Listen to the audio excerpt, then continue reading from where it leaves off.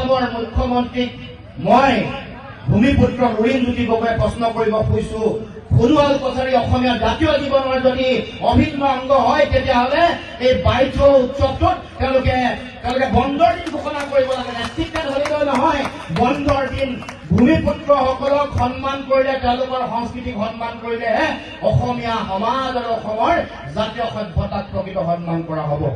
এইটো দাবী নহয়, আহ্বান। আৰু আমাৰ খিলঞ্জীয়া ভূমিপুত্ৰ থলগিৰি মানুহৰ হৃদয়ৰ আহ্বান চৰকাৰে শুনিব লাগিব, ৰজাঘৰে শুনিব লাগিব।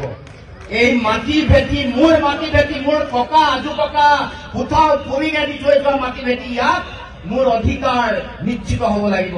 এই মাটি ভেটিত মোৰ ককা আজু ককাই দি থৈ যোৱা কৃষ্টি সংস্কৃতি আমি সকলোৱে পৰিৱেশন কৰাৰ পৰিৱেশ থাকিব লাগিব। মোৰ মাটি ভেটিত মোৰ অধিকাৰ থাকিব লাগিব। সেইকাৰণে আজি বাইথ পূজাৰ দিনটোত মই এই দাবী উত্থাপন কৰিছো, যাতে ৰজাঘৰে এই কথাবোৰ শুনে। অসমৰ মুখ্যমন্ত্ৰীক মই ভূমিপুত্ৰ লুৰিণজ্যোতি গগৈয়ে প্ৰশ্ন কৰিব খুজিছো, সোণোৱাল কছাৰী অসমীয়া জাতীয় জীৱনৰ যদি অভিন্ন অংগ হয় তেতিয়াহ'লে এই বাইথ উৎসৱটোত তেওঁলোকে বন্ধৰ দিন ঘোষণা কৰিব লাগে। নেতৃত্ব ধৰিলেও নহয়, বন্ধৰ দিন ভূমিপুত্ৰসকলক সন্মান কৰিলে, তেওঁলোকৰ সংস্কৃতিক সন্মান কৰিলেহে অসমীয়া সমাজ আৰু অসমৰ জাতীয় সভ্যতাক প্ৰকৃত সন্মান কৰা হ'ব। এইটো দাবী নহয়, আহ্বান। আৰু আমাৰ খিলঞ্জীয়া ভূমিপুত্ৰ থলগিৰি মানুহৰ হৃদয়ৰ আহ্বান চৰকাৰে শুনিব লাগিব, ৰজাঘৰে শুনিব লাগিব।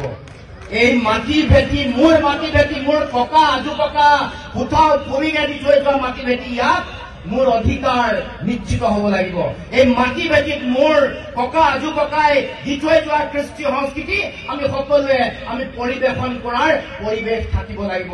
মোৰ মাটি ভেটিত মোৰ অধিকাৰ থাকিব লাগিব। সেইকাৰণে আজি বাইথ পূজাৰ দিনটোত মই এই দাবী উত্থাপন কৰিছো, যাতে ৰজাঘৰে এই কথাবোৰ শুনে।